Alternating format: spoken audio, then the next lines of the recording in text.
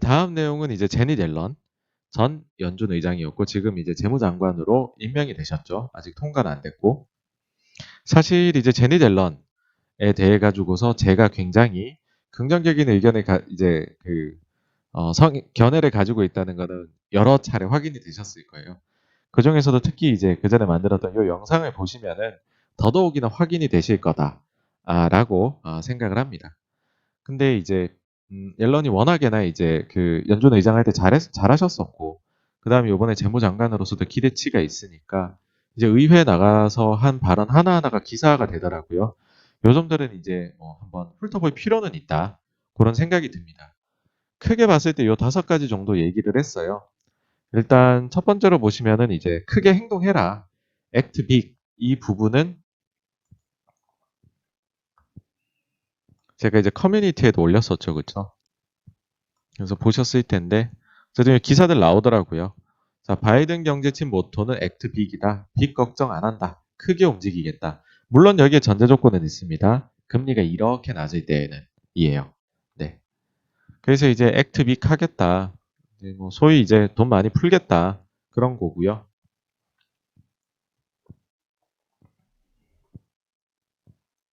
그 다음에 이제 나온 거는 이제 법인세 인상, 이제 증세가 있잖아요. 그 바이든 정부는. 이 증세 부분에 대해 가지고 얘기한 거는 기본적으로는 이제 증세, 부자 증세 특히 뭐 예를 들어 40만 불 이하에 대해 갖고선 지금처럼 감세, 소득세에 대해서는 하겠다라는 얘기도 하셨고 반대로 이제 부자들에 대해서는 증세 필요하다. 법인세 인상도 필요하다. 단 시간은 좀 두고 하자. 뭐냐 하면은 이제 코로나로 인해 가지고서 망가진 경제가 봉쇄돼 올라간 뒤에 이거 하자는 거예요. 그래서 굉장히 온건파적인 그런 얘기죠. 그렇죠? 전형적인 정말 비둘기스러운 답변이라고 저는 생각을 해요. 그러고 나서는 이제 국내에서는 거의 이거 가지고서 이제 기사화가 안 됐는데 사실은 이제 굉장히 어떻게 보면은 옐런이 했던 말들 중에서 제일 관심 가져야 될 것들 중에 하나입니다. 뭐냐면 50년 만기 국채를 발행을 한번 해보자는 거예요. 이게 사실은 그 전에 그 문우신 장관도 이런 얘기를 했었어요. 근데 이게 이제 제대로 안 됐고 그냥 50년 만기 이제 국채 발행하는 거에 대해 가지고서 시장이 좀 부정적이었고 결국은 이제 몇십 년 만에 20년짜리를 부활시킨 거에 만족을 했죠. 근데 이제 정부 입장은 어떻겠어요? 이렇게 장기채 발행해두면 너무 좋죠. 예. 아주 그냥 장기로 그 돈 가져가 버리고 이제 내가 만기 차환해야 되는 거 걱정 50년 뒤에 하면 되잖아요.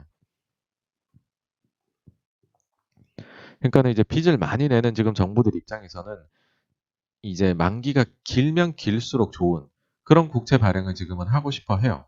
근데 아주 충격적이게도 미국은 제일 긴 게 30년이거든요. 제일 긴 게 30년이고 50년짜리 없어요. 근데 이런 얘기를 하는 이유 자체가 뭐냐면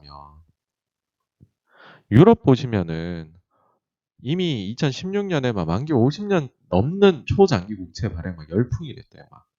아일랜드, 벨기에 100년물, 뭐 스페인 50년물. 야, 이런 나라들도 100년물 발행하는데 미국이 50년물 발행 못하냐. 그래서 옛날 얘기도 아니에요. 최근에 들어와서 초장기 유로존 국채 2021년 재유행 가능성. 보세요. 이탈리아, 독일, 뭐 지금 난리예요, 난리. 이런 데까지. 거기다가 물론 이게 실행에는 뭐 안 됐지만은 일본도 보시면은 이때 당시에 50년물 국채 발행 추진을 했다는 거죠. 그러니까 지금 빚은 굉장히 많이 냈어요. 그렇죠? 코로나 때문에 갑자기 또 낸 것도 있고. 그럼 빚을 많이 냈는데 정부들 입장에서 이거 안정화를 시키고 싶어요. 그러니까는 이제 굉장히 장기로 되는 그런 것들을 앞으로 계속 시도를 하지 않겠느냐. 그래서 만약에 실제로 이거를 미국 정부가 성공을 하게 된다면 그 다음에 나가는 사는 이제 스텝은 굉장히 불보듯 빤합니다. 뭐냐면 이제 그 금융위기 당시에 2008년 금융위기 당시에 이걸 어떻게 헤쳐나갔느냐 면 제로금리 보내고 QE1, QE2 그 다음에 오퍼레이션 트위스트라 그래서 이제 얘네가 사는 그 이제 사둔 그 저기 채권의 만기를 늘리는 거랬어요. 그러니까 단기채를 팔고 판다기보다는 이제 덜 사주고 장기채 매입을 늘린 거죠. 하는 액수는 똑같은데 QE1이나 2는 액수도 막 늘리고 했잖아요. 근데 오퍼레이션 트위스트라는 거는 그냥 그 만기만 조정하는 거예요. 어떻게? 길게. 긴 만기 거를 이제 집중적으로 사는 거죠. 그럼 어떻게 되겠어요? 장기 금리가 밑으로 내려가서 묶여 있겠죠. 저금리가 유지가 되고 있겠죠. 그러면은 미국 정부가 빚을 내는데 문제가 전혀 없어지겠죠. 그렇죠? 그래서 이게 경기 부양적인 효과를 낸다고들 합니다. 그러니까 마찬가지로 이제 코로나 같은 경우에도 QE 했잖아요. 지금 QE를 했는데 이렇게 이제 장기채를 발행을 한다 그러면은 아마도 금액을 유지하면서 장기채 매수로 이제 그 오퍼레이션 트위스트를 하는 쪽으로 자연스럽게 가지 않을까. 그러면은 OT 했던 기간에도 미국 주식 수익률 좋았거든요. 뭐 그런 것들도 충분히 일어날 수 있겠다라고 생각을 합니다. 다음으로 보시면 이것도 화제됐던 것 같아요. 제니 옐런 약달러 추구 안 할 것. 근데 이거 듣자마자 좀 의아하지 않으셨어요? 많이들 달러가 약세가 된다고 생각을 하고 있잖아요, 지금 이미. 달러가 만약에 강해지면 굉장히 의외일 것이다라고 생각을 하지. 달러가 약해지는 거를 굉장히 기본 가정으로 많은 투자하신 분들이 지금 두고 있단 말이죠. 근데 옐런은 왜 약달러를 추구를 안 할 것이라고 얘기를 했을까? 여기 보시면 인위적인 이 중요한 것 같아요. 왜냐하면 미국이 경쟁 우위에 서기 위해 달러 약세를 추진하진 않을 것이며, 아니 달러 약세 추진하는 게 왜 경쟁 우위에 서는 거냐 하신다면 이제 수출 경쟁력이 생기는 거죠. 수출한 나라들이 자기네 환율 약세 보내면은 당연히 우리나라 그랬잖아요. IMF 오기 전에 뭐 800원 하던 환율이 2,000원 되니까 갑자기 수출이 잘 됐잖아요. 그런 거죠. 이게 핵심인 것 같아요. 다른 나라가 그렇게 하는 것에도 반대해야 한다. 그러니까 이 말은 저는 그런 생각은 들었어요. 당연히 이제 미국 달러 가지고 어떤 생각을 가지고 있는지 재무장관한테 물을 수 있다고 봐요. 근데 거기에 대한 답변이 이건 뭐냐면 다른 나라가 가령 아베노믹스처럼 인위적인 뭔가 정책을 취하는 것. 지금 사실은 좀 제일 어, 미국이 견제하고 하는 쪽은 이제 중국이다 보니까 중국이 만약에 위안화 가지고 뭐 소위 장난을 친다라고 하면 언제든지 나는 거기에 대해서 공격을 할 준비가 되어 있어 라는 얘기를 하기 위해서 인위적인 약달러 추구는 하지 않을 것이라고 얘기한 것 아닌가라 생각합니다. 뭐 달러 뭐 강세를 추구한다 이런 발언으로 이거를 해석하는 거는 좀 아니다 그런 생각입니다 개인적으로. 그래서 이 기사 보시면 옐런 인위적 약달러에는 반대하나 환율 조작엔 엄벌. 네, 그런 건 것 같고요. 그 다음으로 보시면은 사실 또 어떻게 보면 제일 또 화제가 됐던 거는 이제 그 가상화폐에 대한 발언이었던 것 같아요. 뭐냐 하면은 이 비트코인이 42,000불에 갔던 게 3만 불까지 3만 불도 막 깨졌었잖아요. 이게 언제부터였냐면은 옐런 지명자가 청문회에서 테러리스트 가상화폐 사용 위험성에 대한 질문을 받고서 많은 가상화폐가 주로 불법 금융에 사용되는 것으로 생각한다. 그런 사용을 축소시키고 돈 세탁이 안 이루어지도록 하는 방안을 검토해 볼 필요가 있다. 이래 버리니까는 사람들 생각에 야 이거 재무장관이 가상화폐에 대해서 빤치를 하나 날렸는데 옛날에 우리나라에도 그 법무부 장관 난이 한번 있었잖아요. 그러니까 이거 좀 조심해야 되는 거 아니야 막 이러면서 패닉 셀링이 막 나왔던 것 같아요.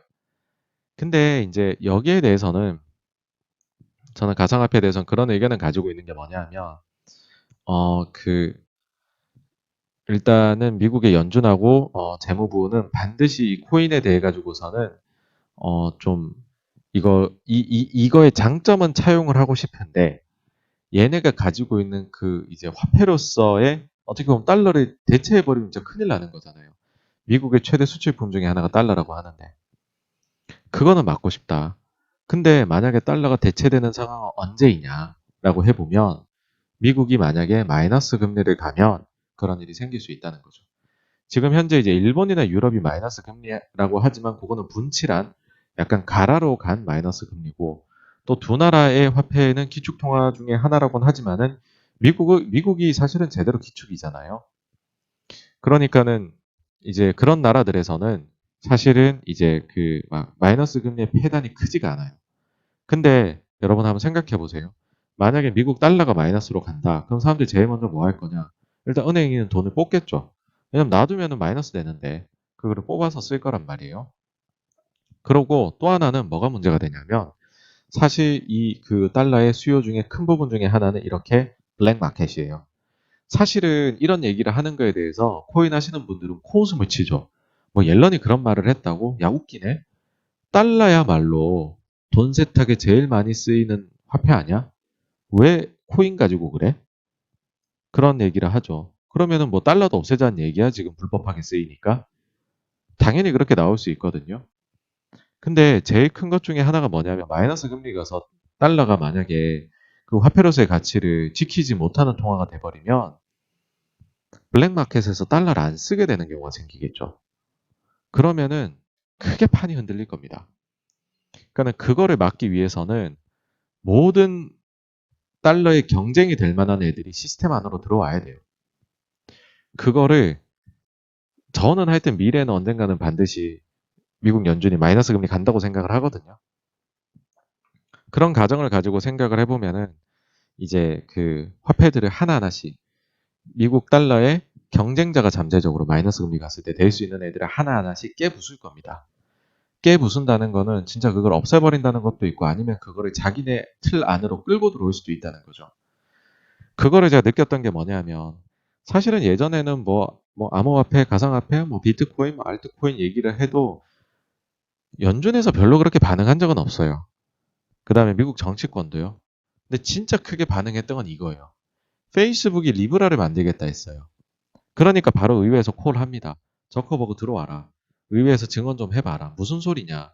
너 지금 달러 체계 흔들겠다는 거니? 이런 거예요. 그러자 이게 발을 내려요. 이제 그 꼬리를 내려요. 미국 승인 없이 리브라 발행 안 하겠다. 한번 생각을 해보시면은 그런 이제 그 사례가 있을 수 있어요. 마이너스 금리가 갔어요. 그리고 다른 사람들은 다 체제 안에 들어와 있어요. 그럼에도 불구하고 그러니까는 이제 달러가 마이너스가 돼버리는데 구매력이 떨어지잖아요. 그거를 지켜주는 이제 그 대체제가 뭐가 있을까? 그 대표적인 예 중에 하나로 얘기하는 게 뭐가 있냐면은 포인트 제도거든요. 그러니까 예를 들어서 뭐 스타벅스 포인트, 스타벅스에 막 그런 거 쌓이잖아요. 뭐 하면은 저희 뭐 음료 뭐 마시면은 만약에 스타벅스가 제공해주는 가치는 계속 유지 및 유지 혹은 상승이 된다고 가정을 해보세요. 그러면은 마치 우리가 옛날 선사시대에 조개 가지고서 왔다 갔다 했듯이 달러는 놔두면 마이너스 되는 통화인데 내 그 구매력 가치가 유지되고 올라가는 스타벅스 그 저기 가지고서 스타벅스 포인트 쌓이는 걸로 그 뭐라 그러죠? 스타벅스 포인트가 아닌데. 그거 가지고서 이제 그냥 왔다 갔다 하는 게 낫다는 거죠. 그러면은 달러가 대체돼 버릴 수 있다는 거죠. 가뜩이나 포인트 이런 애들이 많이 쌓여 있는 애들이 굉장히 미국 입장에서는 조금 거시기 할 거거든요. 예를 들어서 뭐 그런 쇼핑몰에 우리 포인트 쌓여 있는 거. 근데 그 쇼핑몰은 계속 사용해. 그러면은 거기에 놔두는 게 이자는 안 두지만 금액은 유지되잖아요. 거기다가도 마이너스를 붙일 건 아니잖아요. 그렇죠?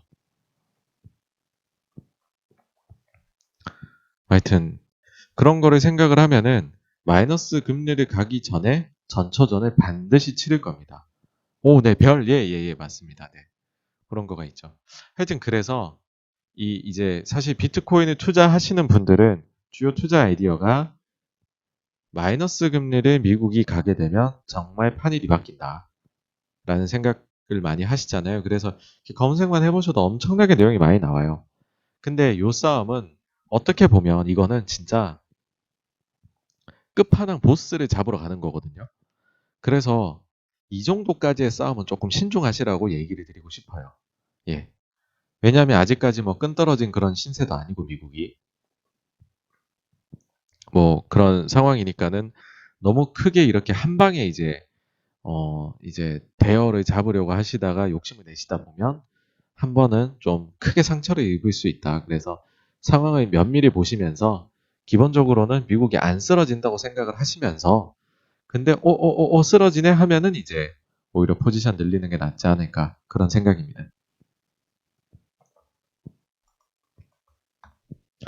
여기까지가 이제 제닛 옐런에 대한 내용이고요. 다음으로 넘어가 보도록 하겠습니다.